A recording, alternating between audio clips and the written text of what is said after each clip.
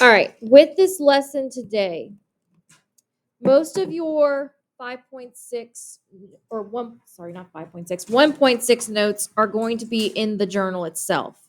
All right. So we're going to talk about all the different key features that you can see with any type of function and how you identify them for almost any type of function, whether I give you the graph itself or I give you the function or you have the graph and Desmos on your own. All right. So again, a lot of these terms are probably going to be reviewed for you because you've been learning about this stuff since Math 1. But, if you forget, it's okay. We'll go over all of it. So we're going to talk about all of these different key features. And then in terms of those key features, we're going to look at that graph in the middle and mark them, or at least state them. All right. So before we ever do any type of journal entry, we always have our I can statement, and there is one for 1.6. So at the top of your entry, write this. So 1.6,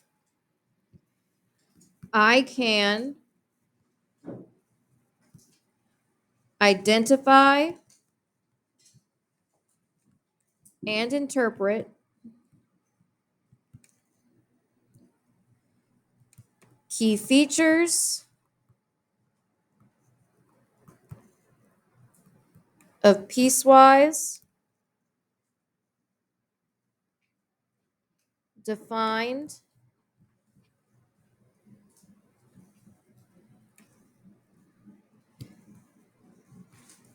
and absolute value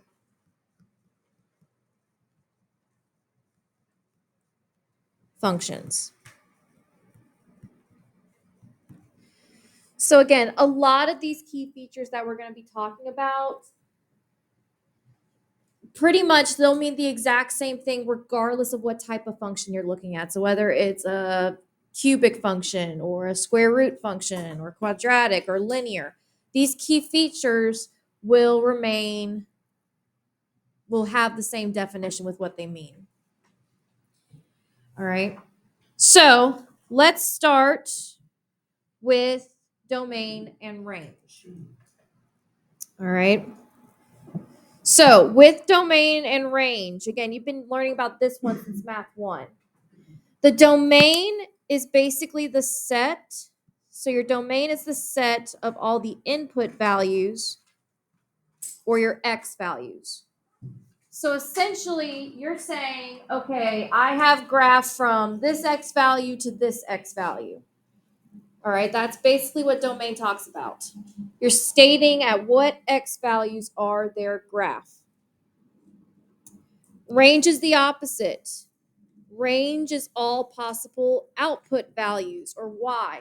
So we're saying I have graph from this y value to this y value, whether that be infinity or defined y value, whatever. Same thing with domain. Sometimes they go on forever in one side or both sides. Sometimes they stop. All right. Now, there are two ways to write domain and range. You can either use set notation, so that's writing it as an inequality. So you did a lot of set notation in Math 1, but typically I would like you guys to write it in interval notation. So with interval notation, that's where you write it almost like it's going to look like a point. All right. So the two types that you have are parentheses and brackets. And remember, parentheses mean that it's open, so open circle. Brackets means that it's closed or closed circle. Now, when you write in interval notation, your first number is always your lowest number. All right, you don't write your highest number first. You always write your lowest number first. The second number is your high number.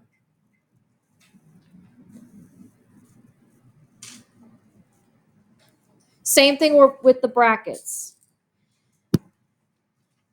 And just so you know, with open and closed circles, when you have an open circle over a point or a number, open technically means that in this function specifically, we don't have either an x or y value, so it's undefined.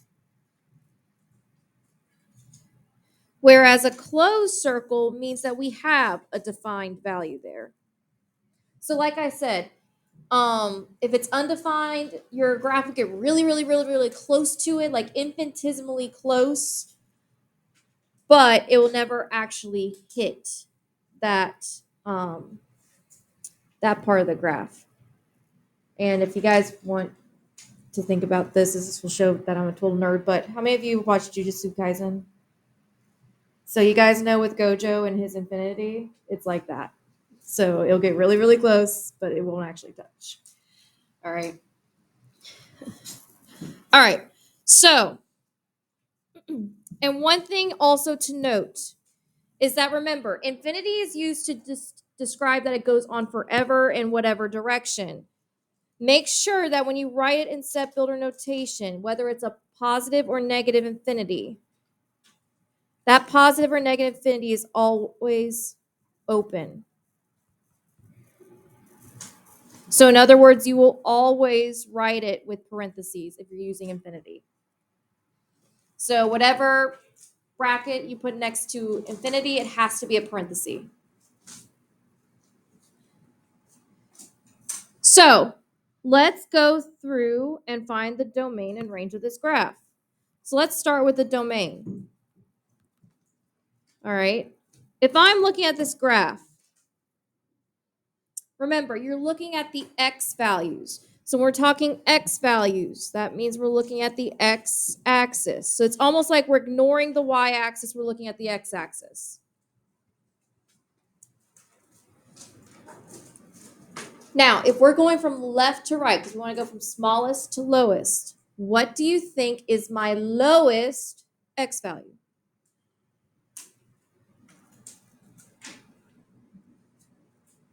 And guys, pay attention to what's on the ends of the graph. It's not -7. Nope. Negative what? Nope. So, say it again. Who said negative infinity? It's negative infinity. Why is it negative infinity? It keeps going. This arrow right here means it keeps on going forever in the other direction. So it keeps on going forever to the left. So our lowest x value is negative infinity. So we write parenthesis, negative infinity.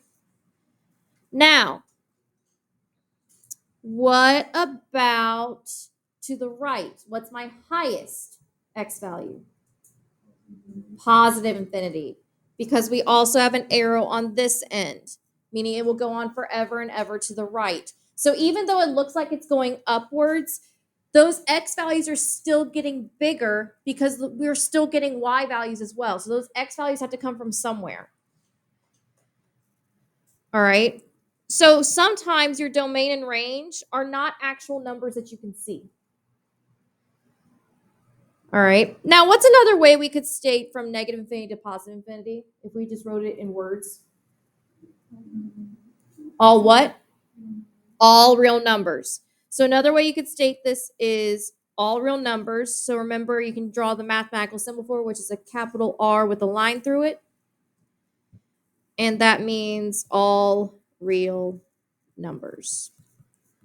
So you can either flat out state all real numbers, you could state from negative infinity to positive infinity, or you can draw the all real number symbol, which is the capital R with a line through it.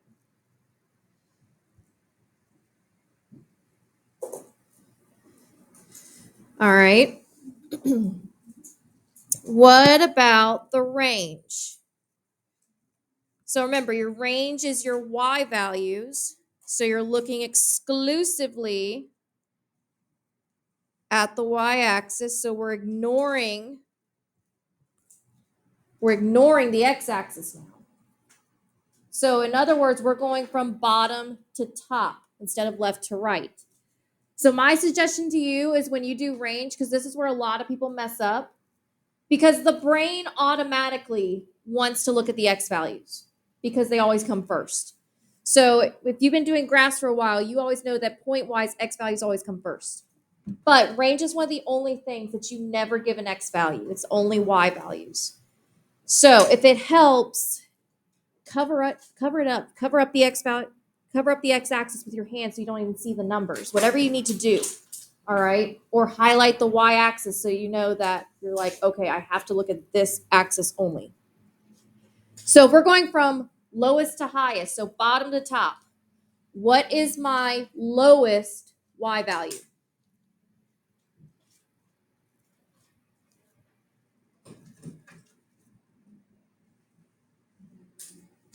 Say it again. It is negative infinity. Why? Right. So it's negative infinity because we still got that arrow pointing downward. So that means it goes on forever downward. So that means our lowest y value has to be negative infinity. What's our highest y value? Positive infinity. Because again, we have an arrow going upward. So it would definitely be positive infinity. So again, this one is all real numbers. Is that always the case with every function you'll get? No. But it is nice when it happens. So I will say more often than not, when it comes to functions, unless it's a specifically defined, like it stops somewhere, your domain almost always for a regular function is going to be from negative infinity to positive infinity, almost always. Hence on the emphasis on the word almost. And the range is what usually varies. So you still got to check the domain, but the domain is usually the one that most often than not is all real numbers. But the range is what differs a lot of the time. All right. Now let's look at increasing, decreasing, and positive and negative intervals. So increasing and decreasing intervals. These intervals, they're not hard per se. They're just kind of confusing in terms of like how you know where to stop, how do you know where to start, and how you label them.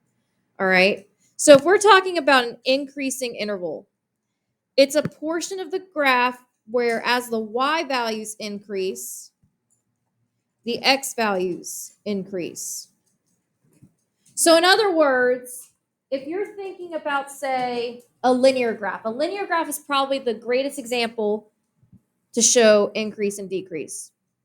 If we're looking at a linear graph, so just a straight line, an increase would look like this.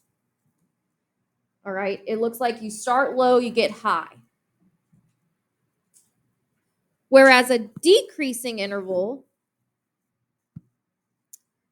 is when you have a portion of the graph as the y values decrease, your x values increase. So again, if I was to draw it as a linear graph, for example, a decreasing graph would look like a negative slope. And the same thing applies for when you're looking at the functions themselves. That's kind of what you're looking for. You're looking for, am I going up the hill or am I going down the hill? And when you're finding an increasing and decreasing interval, you always read your graph from left to right. So you always look from left to right. It's just like when you're reading a book, left to right. Now, to note, with increasing and decreasing intervals, you always state the domain of the interval only. So no y values are ever used in intervals. So remember, your domain is the x values only. And also, typically, you would only use parentheses when you're talking about increasing and decreasing intervals. You only use parentheses. And I'll explain why in a second. Yes. Yeah. So When it comes to all your intervals, so whether it's domain, range, increasing, decreasing, positive, negative, the only interval where you will ever use a y value is range. Everything else is x values only. All right. Now, we're going to look at our graph and figure out our increasing and decreasing intervals. And I'm going to list them up here. So I'm going to say my increasing interval first. So again, we're going to start from left to right. Now, the easiest way to do this is start at the leftmost end of your graph and just run your pencil along the graph and ask yourself, is my pencil going up or down? So I'm going to start right here at the bottom of the graph. And I'm just going to run my pencil along the graph until I hit what I like to call a turning point. All right. Now, was my pencil going up or down there? Up. So what type of interval do you think this is? Increasing.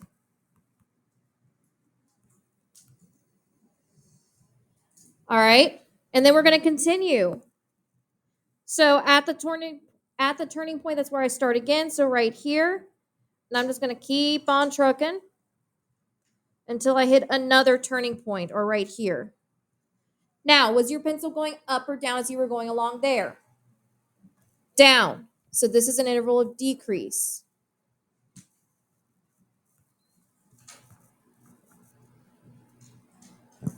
And then we're going to start back up at that turning point again and just keep on going until we reach the end of our graph.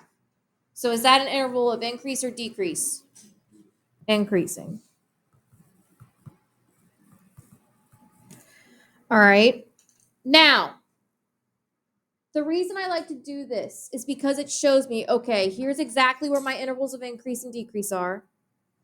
And so then when I start stating them, I know exactly what parts of the graph I'm looking at.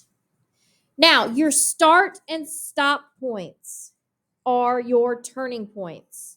All right, so right here are your turning points. So your turning points are your starts and stops for an interval of increase and decrease. And again, you only use the x value. So at this turning point up top, the highest turning point, what is that x value at? Just to label it. X equals what up here at the turning point? X equals what? -1. What about right here? What does x equal?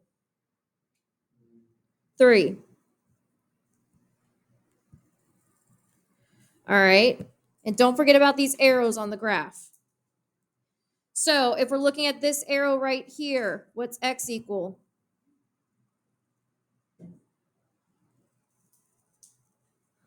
So if it has an arrow on it, it means it goes on forever. So what's that x equal? -infinity. What about up here at this arrow? Positive infinity. So basically, by stating the x values of this turning point, we now know where we're going to be writing our increasing and decreasing intervals. So let's start with increasing first. So I'm looking at my leftmost increasing interval. Where do I start and where do I stop for just that interval? I go from where to where? -infinity to -1. So I will write this. Remember, you just use straight up parentheses for increasing and decreasing intervals. -infinity to -1. Now, since we have multiple increasing intervals, the way we combine more than one interval is that we use the union symbol, or just a big capital U. What that means is like, okay, we stopped increasing at -1, but then it picks up again at this x value. That's what that means. All right. So look at your second increasing interval. What's the second increasing interval between what two x values? 3 and infinity. So we would state it from 3 to infinity.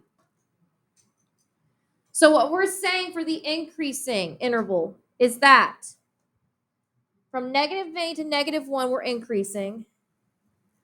But then it stops at negative 1, but then we pick up the increasing again from 3 to infinity. That's what that means. So anytime you have to write more than one interval, because there's multiple intervals, use that union symbol or just that capital U to separate them. All right. Now decreasing. So look where your decreasing interval is. Between what two x values is your decreasing interval? -1, -3, or -1, +3. So we would write this from -1 to +3. Now, guys, a way that you know that you stated all of your correct intervals is, do you see how this decreasing interval, if I filled it in for the blank here, we would have our entire graph, x values? That's how you know if you're done or not. Because most function graphs that you'll see, except for piecewise, are continuous. So that means that if you found the increasing and decreasing intervals, you should be able to go from lowest to highest. You should be able to go boom, boom, boom, and all the x values are covered. All right.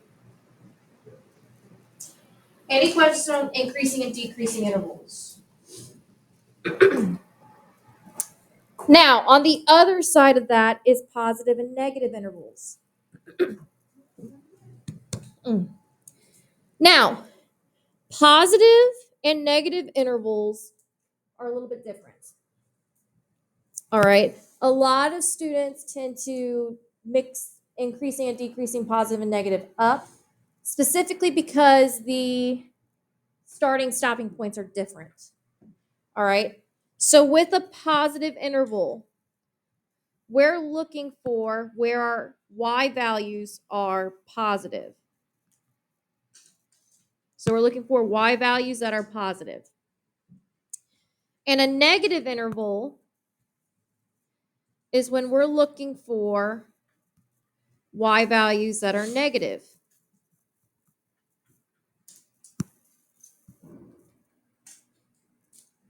Now, your stopping points in this case are your x-intercepts. Your x-intercepts are your stopping points between intervals. I spelled stooping points. So your stopping points between intervals or positive and negative intervals are your x-intercepts. Which, can someone tell me what an x-intercept is again? Who remembers what an x-intercept is?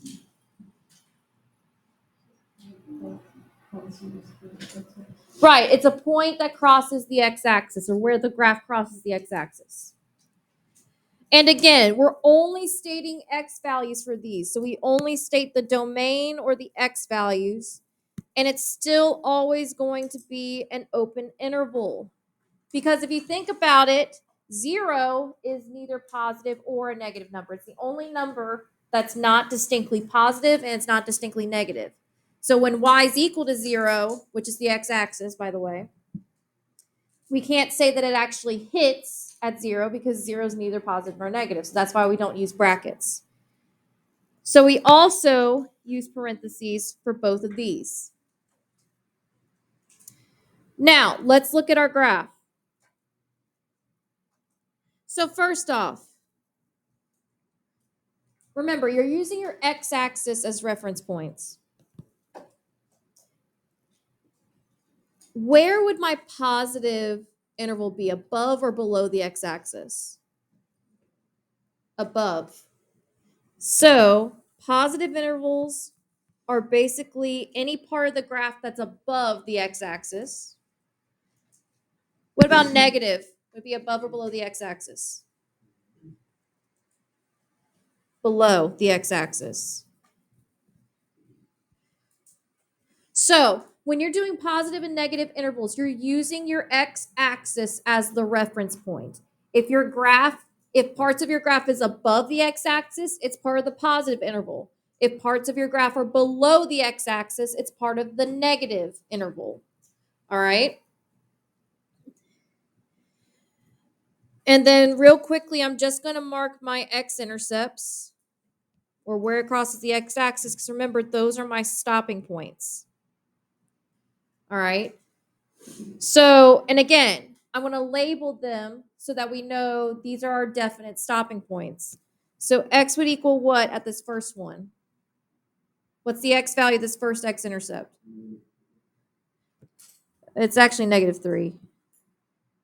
What about right here? X equals what? 1. And then what's this other x equal? 5. You guys see why I told you to get colors now?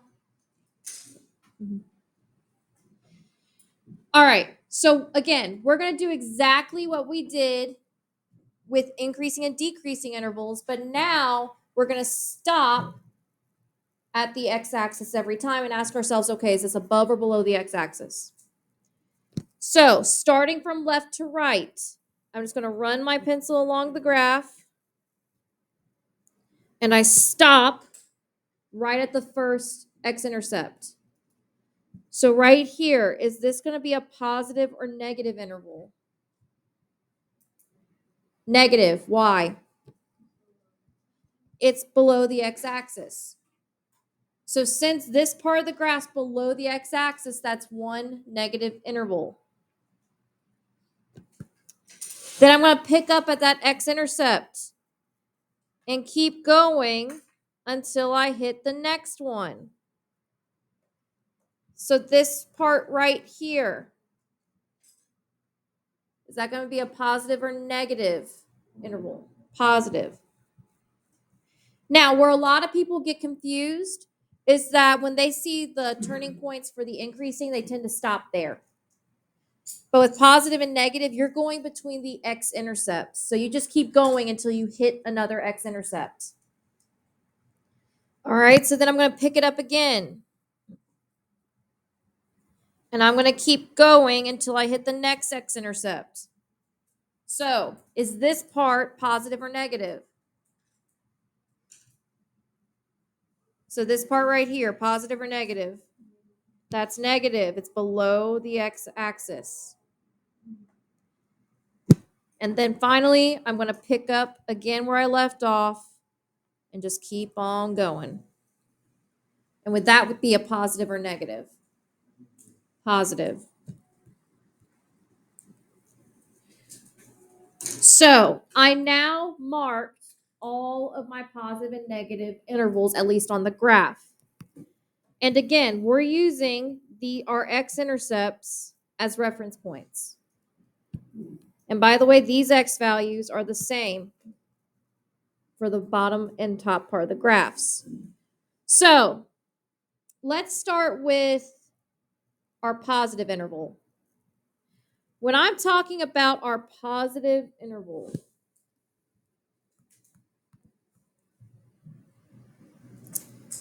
between which two x values from left to right, so my leftmost positive interval, between which two x values is my first positive interval?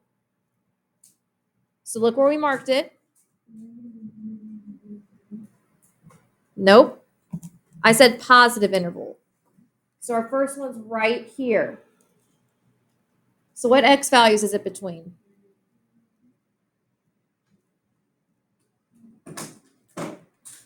So this positive interval is between which two x values? -3 and +1. So I would write -3, +1. Then we have another positive interval, so we're going to use the union symbol. Now, our second positive interval is right here. So what two x values is it between?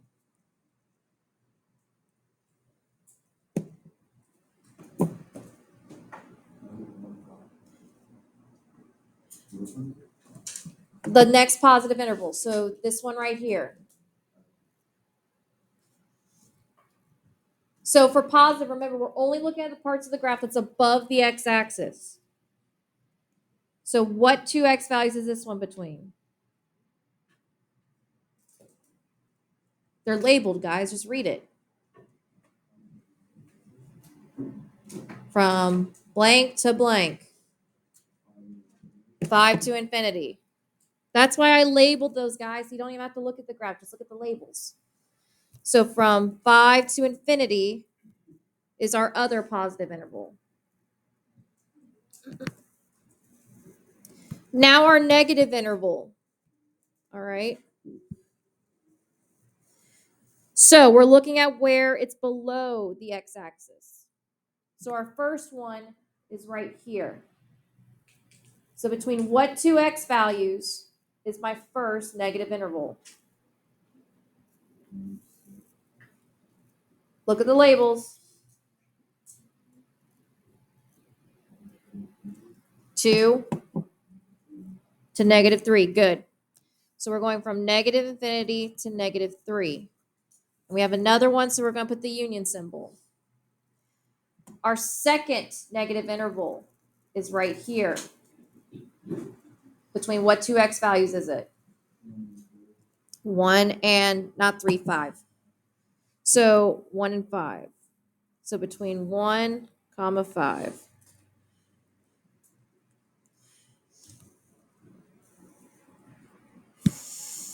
Let's write on this side. So 1, comma 5.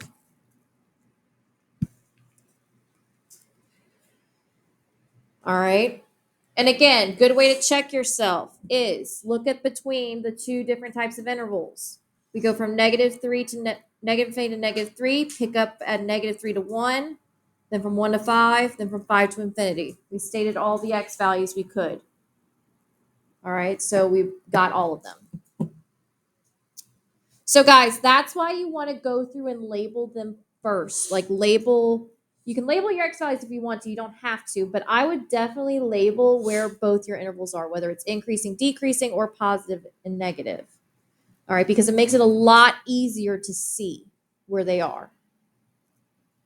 Any questions on the interval part? All right, now we're getting to the easier part, which these are stuff that you should already know. We have our intercepts, all right? So we get our x-intercept, which we just talked about. That's where it crosses the x-axis. And remember, you can see x-intercept as roots, zeros, solutions. Those are different synonyms for x-intercept. So make sure you know these synonyms, all right? Because especially in Unit 3, you'll be hearing it a lot. And remember, a function can have more than one x-intercept. You can have multiple x-intercepts, all right? So, and also of note is that an x-intercept, I typically ask you guys to write it as a point. It's always the number that it crosses the x-axis at, comma 0. The y value is always 0. Yes, ma'am. Now, we already labeled my x-intercepts. We labeled it here, here, and here. So all of these are x-intercepts. So if I wanted to list them, so my x-intercepts, what would my x-intercepts be points-wise? So what's my first x-intercept that I labeled?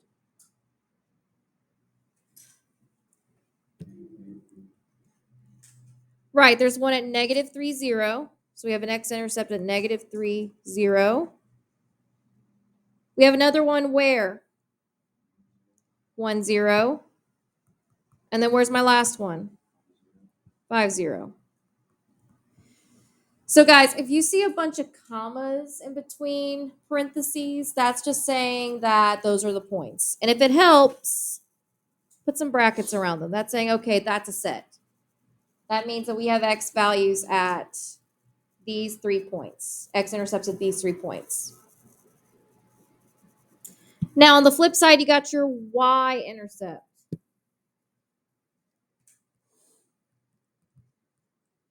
Now remember, with y-intercepts, that's probably the one that you're the most familiar with. Of all the key features, y-intercept is probably the one you've been hearing like almost every day of your life in math class in high school since Math 1.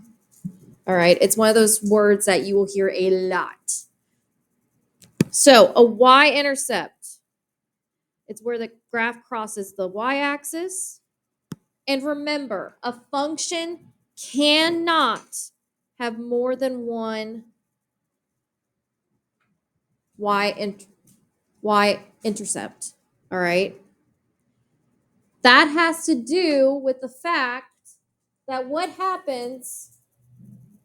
Does anyone know why we can't have more than one y-intercept with a function?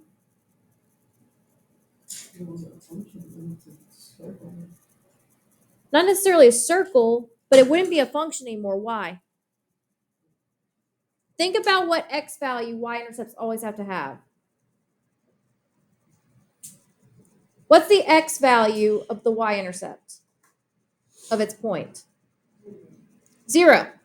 If I have more than one y-intercept, wouldn't that mean that I would have multiple points on the y-axis where at x equals 0? And what's the one thing that we said about functions that can never happen? Right, x's cannot repeat.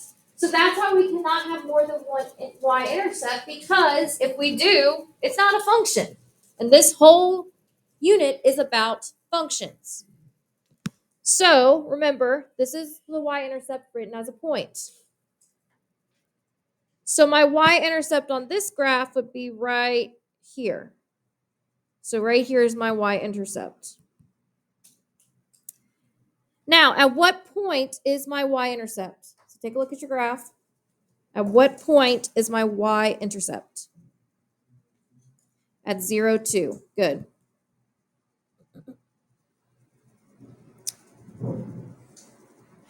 All right. Now, we have relative maxes and mins. All right. So, you've probably heard about maxes and mins specifically with quadratic graphs. Like, what's the max, what's the min? Or is the vertex a max or a min? Depending on the type of functions, the max and min, like the absolute max and min, or like, when I say absolute, I mean it is definitely the highest value on this graph, or it's definitely the lowest value on this graph, like for sure. Sometimes it's not set in stone. So this specifically, that happens when you have your tails going two different directions. So your graph looks something like this. When they go in the same direction, you will have absolute maxes and mins, but different directions, not necessarily. So math people, some old math guy back in the day, was like, well, I want to still know maxes and minimums, even though I know absolutely they go on till infinity or negative infinity. So he came up with a name for them called relative maxes and mins. And all that means is essentially they look like what you would think a max and a min would look like. They're not necessarily the maximum or the minimum, but they look like a max or a min. So, for example, if we're talking about parabolas, if I drew one that looked like this, would this one have a maximum or a minimum? Maximum. So this would be a max. Whereas if I drew one that looked like this, it would have a what? A minimum. That's what you're looking for on your graph. That's how you can tell if you have a relative max or min. You're looking for those peaks or turning points. All right. So with maximums, the y value is the highest point of that section of the graph. And again, we often call them turning points. So it's where the graph turns from increasing to decreasing typically. Now with relative minimums, it's when the y value of the graph is the lowest point in the section. And again, they're often called turning points.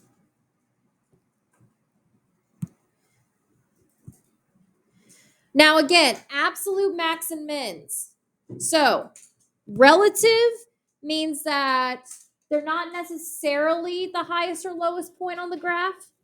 However, it looks like it could be. Whereas absolute means that we are absolutely 100% sure that this is the highest value or this is the lowest value. All right. And you cannot, with an absolute max or min, you cannot have more than one. And sometimes there are none. So if we look at this graph, we technically already marked our turning points. All right. We marked them. We marked them here. And we marked them here. These are my two turning points because that's where it switches from increasing to decreasing and vice versa. Those turning points are going to be a max or min, whether it's relative, absolute, whatever. Now, looking at this graph, just right off the bat, do you think there's an absolute max or min? So 100% for sure, we know that's the maximum y value. We know this is the maximum x, the maximum y value or the minimum y value. Like we know for sure, 100%, that's the highest. No. Why? Why do we not have a absolute max or min, Landon? Because it never ends. We can't say the absolute max is infinity, and we can't say the absolute min is negative infinity, because in mathematics, infinity is not actually a number. Infinity is what we use to say that it goes on forever and ever. There's actually no such number called infinity. So infinity is a very arbitrary thing in mathematics that we as mathematicians use to represent that something goes on forever in one direction. All right. So in reality, we're not going to have an absolute. We have none in the case of this graph, whether it's absolute max or absolute min. So these two turning points are actually relative maxes and mins because they look like they could be a max or min. They look like, like what with our parabolas. So if I'm looking at this turning point right here, would this be a relative maximum or a relative minimum? What do you think? It'll be a maximum. All right. It looks like it could be a peak. All right. It looks like an upside down parabola a little bit. So this would be a maximum. So this right here is a relative max. What about this one? What do you think? Relative max, relative min? Minimum. And again, the reason it's a relative minimum is because it looks like a right side up parabola. It looks like that could be a low value. Now, depending on what they ask, you'll either state the max or mins as just the y value. If they ask for what is the relative max, you state the y value. If they say what is the value of the relative max, you state the x value. All right. But for me personally, unless I state otherwise, it's going to be the y value. Or if you're not sure, just write the point that you have a relative max and min. So in this case, we're just going to write the points. So for relative max, at what point did I have a relative max?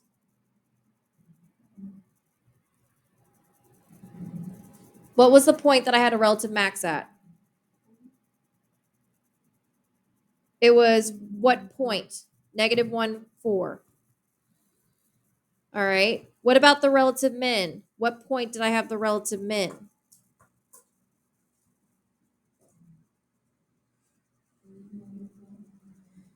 It would be at 3, -4. All right. So when in doubt, just write the relative maximum as points unless it tells you otherwise. Or write the y value. If you tell me the y value, that's what I technically want. Now, the last key feature that we're going to talk about is end behavior. End behavior is one of those that can confuse people because it's just a very weird way to put things. So when we talk about end behavior, we're talking about what the graph's ends, or tails as we call them, of the graph look like. All right. Basically, we're talking about what direction they go in. So that's where you look for your arrows. So the arrows at the end of your graph, we're looking at our arrows. Now, when it comes to stating your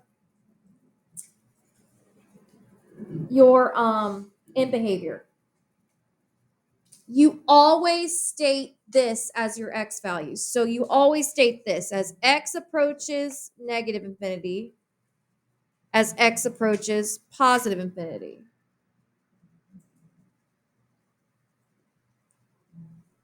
And I'll explain what that means in a second. But if we're talking about the left side of the graph, that's when our x values on the left are approaching negative infinity because they're all the way over here. So the left side of the graph. And the right side of the graph is positive infinity because that's where all of our positive x values are. You always state, so in behavior, you're always going to have two statements. The first one starts with as x approaches negative infinity. The second one starts with as x approaches positive infinity. The part that varies is the y side of it. So your end behavior is based on your arrows and what direction that they're pointing in. All right. So as x approaches negative infinity, so my leftmost arrow, so my left arrow, what direction is that arrow pointing in? Up or down? Down. So what y value do you think it's approaching or getting really, really close to? Negative infinity. So for this one, we would say as x approaches negative infinity, y approaches positive infinity. Now the right side, so the rightmost tail, what direction is that right arrow pointing in? It's pointing up. So it's approaching where? So what y value is it approaching? If it's going upwards on forever and ever. Positive infinity. So just remember, if it keeps going down, negative infinity. If it keeps going up, positive infinity. All right, it really depends on how you're looking at it and what your tails are doing. So just make a note. You always start with these two statements.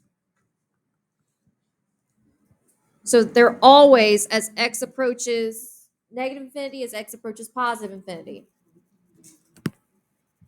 Negative infinity in terms of x means we're looking at the left tail.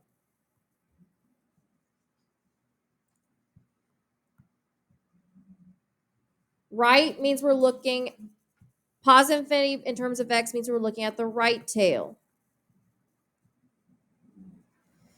Now, your y values vary. So this is where you have to figure out and fill in. Now, if it's going towards infinity, that means the tail, or it goes to negative infinity. I forgot to put a negative in front of that. If it goes to negative infinity, that means the tail is going down, or the tail is down. If it's going to positive infinity in terms of y, that means the tail is up.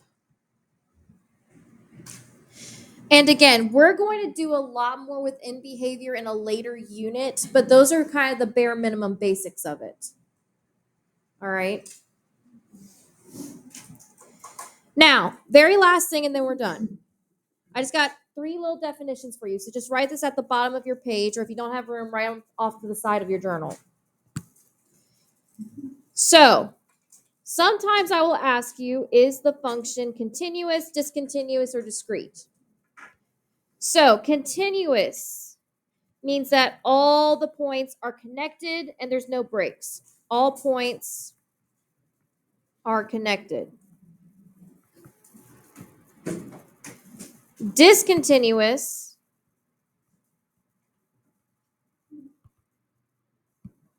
just means that there is a gap or a hole or an asymptote. Who the heck is sawing logs over there?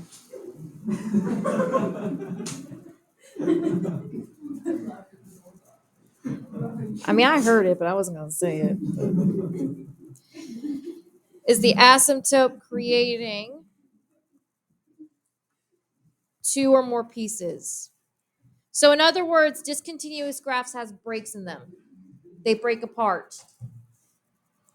And then you can have functions that are discrete. And all discretes means they're individual points on the graph, but they're not connected. So there's no line connecting them. Now, if I asked you to look at the graph above, all right, would you say the graph above that we've been working on for the whole lesson, would you say that's a continuous graph, discontinuous, or discrete graph? It's definitely continuous because, and I'll scroll back down a second, because if we look at the graph, if we run our pencil all along the graph, there's no obvious holes, there's no breaks, there's no jumps, all the points are connected, so it's obviously continuous. So this graph itself is actually continuous. Our graph is continuous. So the graph here, so the graph example is continuous in this case. All right, any questions on any of this? Yeah. All right, so your packet work for this is the last 2 pages, I think. So it's 30, 31, I believe. All right. Now, you also should be able to finish that 1.4 through 1.6 delta math. All right. So you now have all the pieces needed to finish that delta math. So for the rest of class, you guys got a solid 20-ish minutes. Work on either your delta math or work on your packet work, but you need to be working on something. Yeah. Yeah. And while you're leaving, can you cut the light back on? Yeah.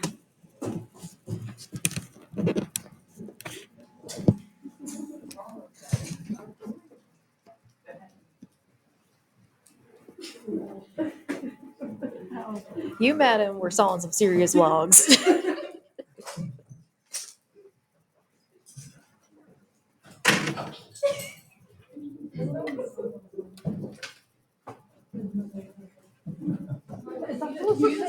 For discontinuous, is that supposed to say 2 or more? For discontinuous, yeah, 2 or more. That's called this hurt. Murphy's hand was starting to hurt. So.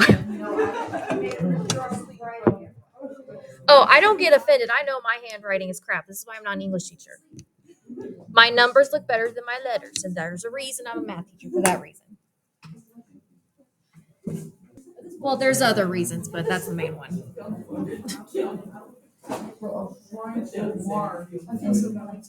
No, you're fine. Didn't bother me.